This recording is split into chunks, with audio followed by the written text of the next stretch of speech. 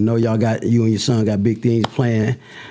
Is there anyone that y'all have right now, or someone that you could think of that you know that you're going to be collaborating with that someone may know about, or anybody out in the industry? Because I know at this point, got to be they reaching out. The big people reaching out. They want to hear something. Yeah.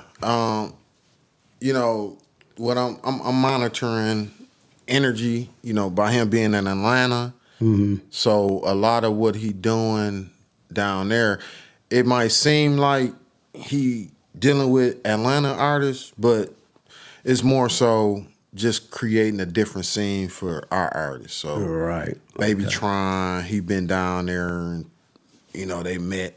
He been dealing with a lot of Baby Tron, like they friends. Seem like they real close, like personally. So him and Baby Tron got a real solid. Him, Baby Smooth. We got some records with Babyface Ray. Okay. That's, you know, them kind of old actually. The CMG people. Okay. All right. Who else? A lot of Memphis artists. Okay. A lot of Memphis artists that's not with CMG, but they from Memphis. You tapping in with y'all, huh? Yeah. Okay. A lot of Memphis artists. West Coast. A lot of the West Coast. Actually, I'm personally, you know, with all of the other producers that I manage, like Beats by Sav, he equal with energy as far as, you know, like his influence and his impact. Mm-hmm. So Sav, he got a lot of Florida on lock. Okay. Yeah, Jacksonville, Miami, he got a lot of that on lock. So between them two, they pretty much got all of the U.S. on lock. Besides, I would say, like Texas. You know, Texas got its own. Yeah.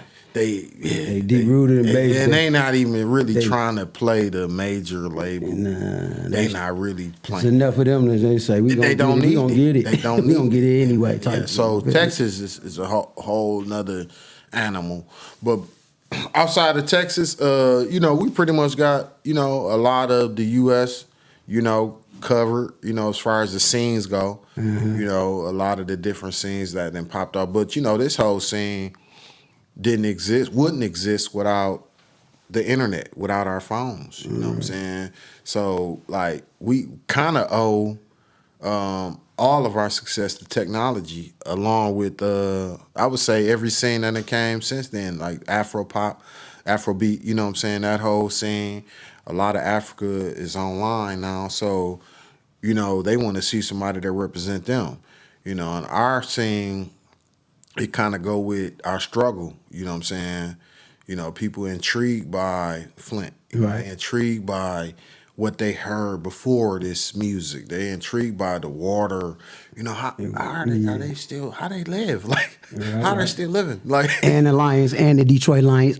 Thank you. My Lord! Like, go Lions! The whole man, this is perfect timing, bro. Like, the national championship, Michigan, go Wolverines. Up here, 42 Doug had the concert of the year already. Doug turned this boy up. Man, Big Mittens, Chet, feel me? Yeah, bro. And I want to also speak on my podcast that I got called Beats in Life. Okay. Where I interview producers, you know, interview management, interview videographers. I even interview regular working class people on Beats in Life. And it's really centered around juggling, working and creating, juggling, being, you know, a working class person and striving for your dreams. So I want to hear that whole story, that whole thing. Like, just like my story, you know, I work at GM. You know, that's my day job. Right. I still work there. Right. Been working there 18 years. And while I'm at work, I'm working. I'm really working. While you at work. Yeah. It makes sense to me. Yeah. So I need to hear that, because that right there, I think, is the most important facet of being a creative, you know, because while you doing your day job, you should that shouldn't even be what's on your mind. Right. You should be able to do that without thinking. But what you should be thinking about is what you really do. Right. See what I'm saying? So like that's what my podcast is centered around, and I get enjoyment out of hearing other people's process. You know, just like what you doing with me right now. Exactly. You know, you asking me, you getting the story. Right. You know what I'm saying? And me and you, we go way back. Right. So it's like this like, you know, this like the dessert for us. You know, we already ate the full course meal. Exactly. You know, for us to sit down like this right now, bro, this God, if you ask me, man, like, you know what I'm saying? You still look the same. We want to give it to the masses, let them feel what we already have, that energy. It is, man. But yeah, man. Sit down with you right now, Bolo, man. You my brother. You know, we always had this good rapport. We more than this. You know, way more. And it goes just for the, you know, for I don't know what camera I'm on, but for the audience, this is my brother. Like literally, like we share common goals and common visions. We've been manifest. We've been visualizing a lot of things, and not right now we manifesting it together. So this is very special for me to sit down with this man right here. I appreciate it. Because I really value him.